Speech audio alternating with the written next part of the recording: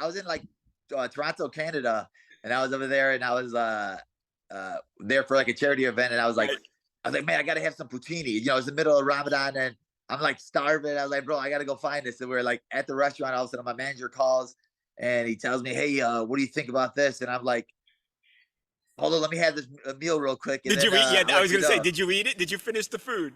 I had to, man. I had to. I was like, what's one plate of poutine? It's not gonna be that bad, right? Right. If you end up missing by like a 0.1 ounce, then Yeah, I'm never gonna go to Canada again. that's funny. I know it's the topic. It seems like a lot of people have zeroed in on. You said you're much heavier going into where we are right now as opposed to where you would typically be. You have any concerns about making the weight, about your health, about being relatively close to 100% on that Saturday night, Bilal? No, like I think that sometimes that's the beautiful thing about short notice fights is you don't. The 8 week camps are the hard camps. That's where your body takes the damage. Yeah. A lot of people be like, "Oh, this guy's just fought. How's he not fighting?" Coming up with the excuses. I'm like, bro, you get injured in camps. You the only way to train for a fight is to fight in camp. Right. So I think sometimes a short notice fight is actually better for you. And for me, I got a nutritionist that I brought in Monday, and he's like one of the best in the world, works with the best guys in the world. So I don't think the weight cut's gonna be an issue for me. Now it's just like it's having fun. It's like this is what I want. I don't have to deal with all the extra stresses of 8 weeks thinking about Gilbert Burns, Right. 8 weeks watching tape on him, 8 weeks doing this. Now I'm like, dang, next week's fight week. All right, perfect. Let's go. Yeah, I could see where you just like you cut out a lot of the crap that comes along with the fight, like having to talk to people like me a lot. And uh, what's the scouting? Obviously, we've all watched Gilbert. We know he's a hell of a great fighter. What's the scouting report as you get ready to get in there with a guy who is one of the most dangerous people in the division? He's a guy that I've been watching. So I study all these guys and these top five guys. And we just seen him fight Masvidal. We seen what he just did with Masvidal, and I think that I'm in a better version of him. I'm the guy that's a lot hungrier than him and just level of competition of who he's fighting. He just fought Magny and then he fought Masvidal. Masvidal was thinking about retirement. Magny's not thinking about the belt. Like now you're gonna go against somebody that's starving, a guy that's right there at the edge, the guy that's fighting everybody that's they're putting in front of him. Guys, I've been an underdog in my last 7 fights, and I fought every style. I fought Damian Maia, who's a great grappler, Wonder Boy, who's a great striker. I fought his teammate Luque, who's a monster everywhere Oof, else. And then I beat yeah. the guy last one who's that hot prospect. Like I don't think he's fought in the same level of competition as I fought. So he doesn't know what I'm going to bring to the table. And being a short notice fight, he's like, oh, I just fought. I'm in a great shape. I just got to make this weight. He's not in shape. He's not this. It's a guessing game for him. Now he's trying to figure out what it is. And it's a 5 round fight now. So now he's like, wait, no, there's no possible way this guy to go 5 rounds on a 2 week notice fight. It's all a thinking game for him. Now he has to wonder what I'm going to bring to the table. I was going to ask, and you might have just said it, Bilal, but is for Gilbert in your mind, is there an advantage or is it a disadvantage that he just fought? He didn't take too much damage, obviously, in the fight against Jorge. But is there any advantage for you, or is it actually an advantage for him, that for Gilbert that he just fought? Oh, I mean, it's an advantage for him that he just fought because you had the ring time. You just got a big paycheck. You didn't take no damage in that fight. It was a big fight, co-main event. So a lot of people are giving him credit. Oh man, Gilbert Burns the man. I'm like, bro, like you just cut weight. You're healthy. You just had a camp, so now you're getting 2 fights out of one camp. It's Right. like the best thing to do. Like every fighter's dream to have that, to have a pretty much kind of like easy Right. fight and then have another fight right after that.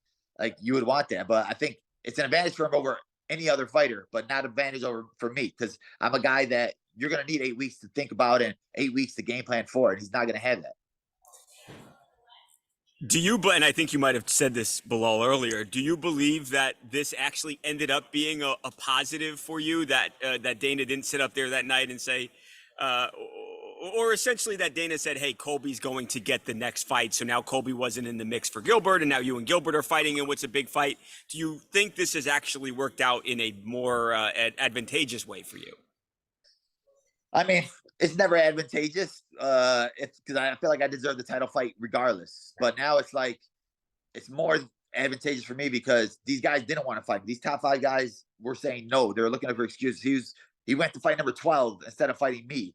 So now it's like I knew the only way for me to catch one of these guys was to be on short notice to catch them slipping. And I think that's what I did. I caught him now, and beating him now, it's like there's no excuse. And there's like, oh man, he beat Sean Brady. Sean Brady's not that good, but he was 15-0. Oh, Wonder Boy, he's old, but he goes out there and he finishes Kevin Holland. So I guess he still has a little juice left in him. Damian Maya, the best grapher. Oh, well, he's old. And it's like, there was always an excuse for every one of my wins. So now I'm taking this fight on short notice against a guy that just fought.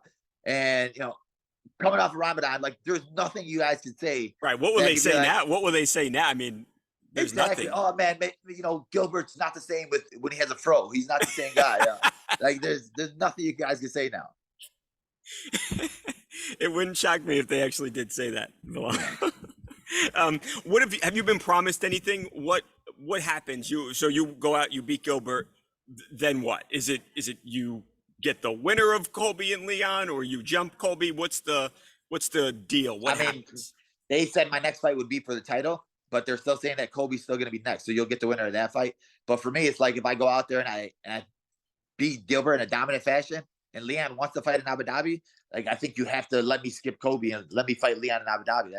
That would make the most sense in the world to have me fight out there. So for me, I'm going out there trying to make a statement and rightfully be the number one contender. And it's like there's no way the UFC could sell it as like, Colby does deserve it next because of this, this, and this. Like I go out there, I finish Gilbert Burns. I have to be next. If you could draw it up, is there someone that, like this moment in your head, like you dream of it when you were a kid being a champion? If you could like write the script, would you rather beat Colby for the title to become champion, Belal, or does it not matter? It's just about getting that belt after so many years of sacrifice. Yeah, for me, it's more so about beating Leon because, we had that unfinished business. Yeah. And for him, even this whole build up to this, it was like he keeps coming out with this, there's no clear number one contender. All these guys are not like fighting. I'm like, bro, I'm on the longest winning streak after you. And, he was looking for reasons not to fight me or looking for this or that.